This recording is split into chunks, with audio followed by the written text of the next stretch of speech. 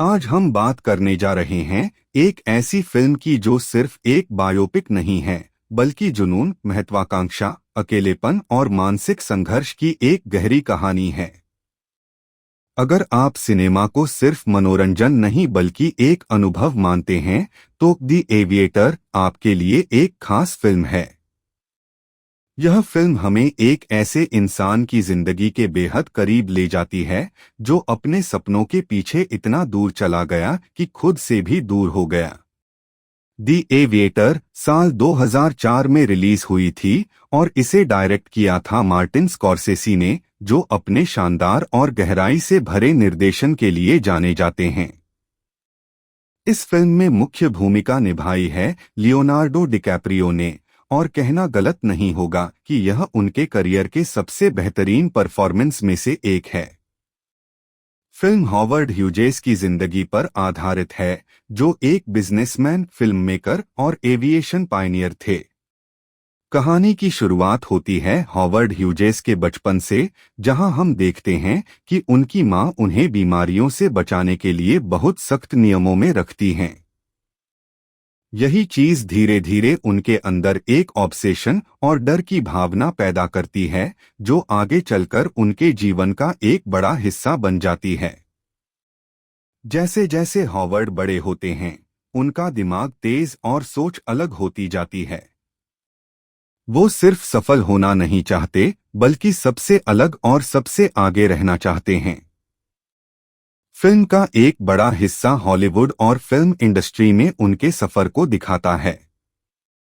Howard Hughes ने हेल्स angels नाम की एक फिल्म बनाई, जो उस समय की सबसे महंगी फिल्मों में से एक थी।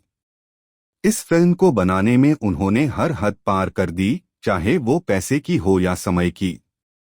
यहाँ हमें उनका जुनून साफ दिखाई देता है। वो परफेक्शन चाहते हैं और उसके लिए कुछ भी कर सकते हैं। लियोनार्डो डिकैप्रियो ने इस किरदार को इतनी बारीकी से निभाया है कि आप उनके हर इमोशन को महसूस कर सकते हैं। जब वो आत्मविश्वास से भरे होते हैं, तब भी, और जब वो अपने डर और मानसिक संघर्ष से जूझ रहे होते हैं, तब भी। उनकी आंखों में जो बेचैनी है, वो आपको अंदर तक महसूस होती है। फिल्म में हॉवर्ड के पर्सनल रिलेशनशिप्स भी दिखाए गए हैं। खासकर कैथरीन हेपबर्न के साथ उनका रिश्ता, जो बहुत ही दिलचस्प और भावनात्मक है। कैथरीन एक मजबूत और आत्मनिर्भर महिला हैं, और उनके साथ हॉवर्ड का रिश्ता हमें उनके एक अलग पहलू से मिलवाता है। लेकिन जैसे जैसे हॉवर्ड का मानसिक स्वास्थ्य बिगड़ता है, उनके रिश्ते भी टूटने लगते हैं। फिल्म का दूसरा महत्वपूर्ण पहलू है एविएशन। हॉवर्ड ह्यूजेस को उड़ान से बेहद प्यार था। वो नए नए विमान बनाते हैं और उन्हें खुद उड़ाते भी हैं। उनकी सोच हमेशा भविष्य की ओर होती है। वो ऐसे विमान बनाना चाहते हैं जो दुनिया ने पहले कभी नहीं देखे। यहाँ फिल्म में कई शानदार फ्लाइंग सीक्वेंस हैं, जो आपको रोमांचित कर देंगे। लेकिन इस चमकदमक और सफलता के पीछे एक अंधेरा भी है। हॉवर्ड ह्यूजेस ओसीडी यानी ऑब्सेसिव कंपल्सिव डिसऑर्डर से जूझ रहे होते हैं। शुरुआत में ये छोटे छोटे डर और आदतों के रूप में दिखता है, लेकिन धीरे धीरे ये उनकी जिंदगी पर हावी हो जाता है। वो चीजों को बार बार छूने से डरते हैं, बार बार हाथ धोते हैं और खुद को लोगों से दूर करने लगते हैं। फिल्म का सबसे ताकतवर हिस्सा यही है कि ये हमें एक सफल इंसान की असफलताओं और अंदरूनी लड़ाई को दिखाती है। हॉवर्ड के पास सब कुछ है, पैसा, शोहरत, ताकत, लेकिन वो शांति और सुकून खो चुके हैं। उनका मन एक कैदखाने की तरह बन जाता है, जहां से निकलना उनके लिए लगभग नामुमकिन हो जाता है। मार्टिन स्कॉर्सेसी का निर्देशन इस फिल्म में कमाल का है। उन्होंने हर सीन को इतनी खूबसूरती से पेश किया है कि आप उस दौर में खो जाते हैं। फिल्म का कलर टोन भी समय के साथ बदलता है, जो कहानी के मूड को और गहराई देता है। 1920 और 30 के दशक की फील को उन्होंने बहुत ही बारीकी से दिखाया है। सपोर्टिंग कास्ट भी बहुत मजबूत है। केट ब्लैंचेट ने कैथरीन हेपबर्न के रोल में शानदार काम किया है और उनके इस परफॉर्मेंस के लिए उन्हें ऑस्कर भी मिला था। इसके अलावा एलेक बाल्डविन और जूड लॉ जैसे कलाकारों ने भी अपने किरदारों को बखूबी निभाया है। फिल्म में हॉवर्ड के पर्सनल रिलेशनशिप्स भी दिखाए गए हैं, खासकर कैथरीन हेपबर्न के साथ उनका रिश्ता, जो बहुत ही दिलचस्प और भावनात्मक है। कैथरीन एक मजबूत और आत्मनिर्भर महिला हैं और उनके साथ हॉवर्ड का रिश्ता हमें उनके एक अलग पहलू से मिलवाता है।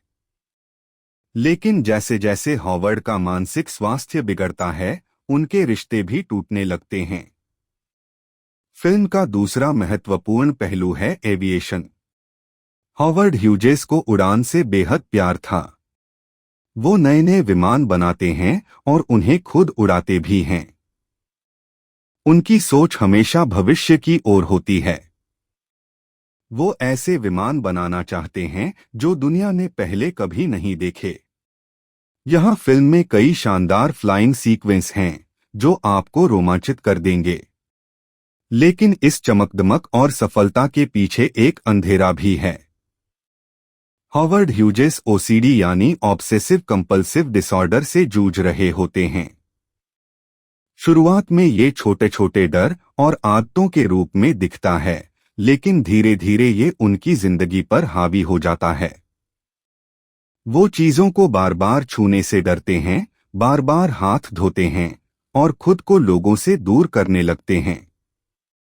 फिल्म का सबसे ताकतवर हिस्सा यही है कि ये हमें एक सफल इंसान की असफलताओं और अंदरूनी लड़ाई को दिखाती है। हॉवर्ड के पास सब कुछ है, पैसा, शोहरत, ताकत, लेकिन वो शांति और सुकून खो चुके हैं। उनका मन एक कैदखाने की तरह बन जाता है, जहां से निकलना उनके लिए लगभग नामुमकिन हो जाता है। मार्टिन स्कॉर्सेसी का निर्देशन इस फिल्म में कमाल का है। उन्होंने हर सीन को इतनी खूबसूरती से पेश किया है कि आप उस दौर में खो जाते हैं। फिल्म का कलर टोन भी समय के साथ बदलता है, जो कहानी के मूड को और गहराई देता है। 1920 और 30 के दशक की फील को उन्होंने बहुत ही बारीकी से दिखाया है। सपोर्टिंग कास्ट भी बहुत मजबूत है। केट ब्लैंचेट ने कैथरीन हेपबर्न के रोल में शानदार काम किया है और उनके इस परफॉर्मेंस के लिए उन्हें ऑस्कर भी मिला था। इसके अलावा एलेक बाल्डविन और जूड लॉ जैसे कलाकारों ने भी अपने किरदारों को बखूबी निभाया है।